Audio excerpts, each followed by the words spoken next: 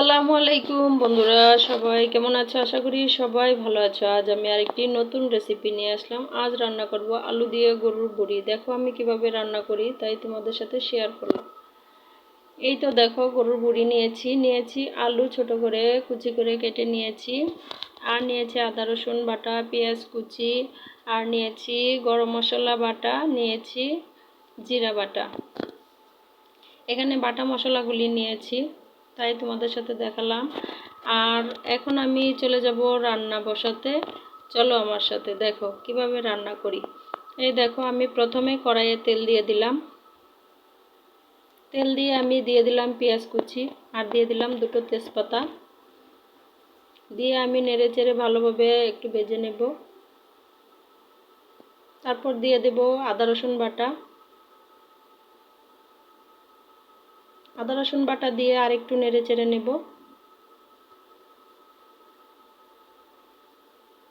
এখন আমি দিয়ে দিব জিরা বাটা আর গরম মশলা বাটা। গরম মশলাটা আমি আস্তে এখানে দেইনি, কারণ আস্তে গরম মশলা দিলে আমার ছেলে বা আমার স্বামীর মুখে পড়লে খুব বিরক্ত বোধ করে, তাই দেইনি। আর এখন দেখো, আমি লবণ দিয়ে দিলাম পরিমাণ মতো, দিয়ে দিলাম হলুদ গুঁড়ো, আর দেব পরিমাণ মতো মরিচের গুঁড়ো। যে যেরকম ঝাল খাও সেরকম দেবে। আর গরুর বড়ি রান্না করলে অবশ্যই একটু মরিচটা বেশি দিলে খুবই ভালো লাগে, একটু ঝাল ঝাল না হলে ভালো লাগে না। আর এখানে দিয়ে দিলাম ধনিয়ার গুঁড়ো। এখন আমি মশলাটা ভালোভাবে মিশিয়ে দেব। দিয়ে সামান্য পরিমাণ পানি দিয়ে দিলাম। পানিটা দিয়ে আমি একটু নেড়ে চেড়ে দেব যতক্ষণ পর্যন্ত নিচে থেকে তেলটা উপরে না উঠে আসে, ততক্ষণ পর্যন্ত আমি অপেক্ষা করব। দেখো, তেলটা যখন উপরে উঠে এসেছে তখন আমি আলুগুলি দিয়ে দিলাম। এখন আমি আলুটা একটু কষিয়ে নেব।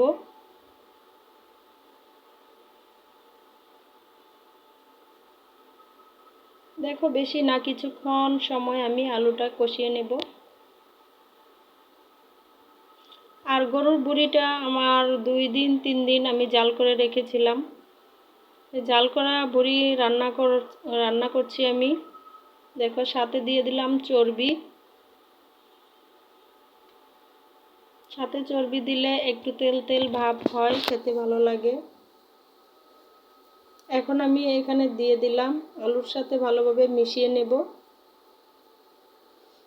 দেখো, আলুর সাথে ভালোভাবে মিশিয়ে আমি এখন কিছুক্ষণের জন্য ঢেকে দেব।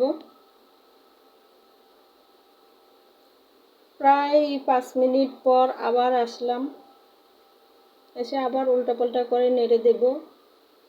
আমি যদি বারবার উল্টাপাল্টা করে না নেড়ে দেই তাহলে নিচে দিয়ে পুড়ে যাবে, আর পুরা গন্ধ ভাব চলে আসবে। সেজন্য বারবার নেড়ে চেড়ে দেব আর ঢেকে দেব, যেন ভালোভাবে সিদ্ধ হয়। দেখো কত সুন্দর তেল ছেড়ে দিয়েছে। এভাবে আমি ভালোভাবে বারবার নেড়ে চেড়ে দেব আর ঢেকে দেব। দেখো, কালারটা আস্তে আস্তে চলে আসছে। যে কোনো তরকারি যদি কালার সুন্দর হয় তাহলে বুঝবে খেতেও মজা হবে। দেখো, দেখতে কত সুন্দর দেখাচ্ছে। এখন আমি দিয়ে দিব পরিমাণ মতো পানি। যদি বন্ধুরা আমার ভিডিওটা ভালো লাগে অবশ্যই লাইক সাবস্ক্রাইব করে আমার পাশে থাকবে, আর সুন্দর গঠনমূলক কিছু কমেন্ট করে যাবে। তোমাদের কমেন্ট দেখলে আমার উৎসাহটা আরও বেড়ে যায়।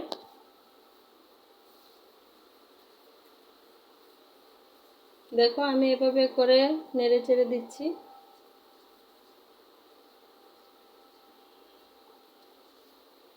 বড়িটা দু ধরনের রান্না করা হয়, একটা আছে একদম ভাজা ভাজা হয়ে যায়, কালো কালো করে ভাজতে হয়, সেটা হচ্ছে এক ধরনের। আর যেহেতু আমি আলু দিয়েছি তাই একটু ভেজা ভেজা ভাব থাকবে, খেতে কিন্তু দারুণ লাগবে।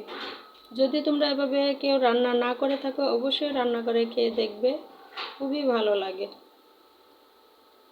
দেখো, কালারটা কত সুন্দর হয়েছে। যদি ভালো লাগে অবশ্যই লাইক সাবস্ক্রাইব করে পাশে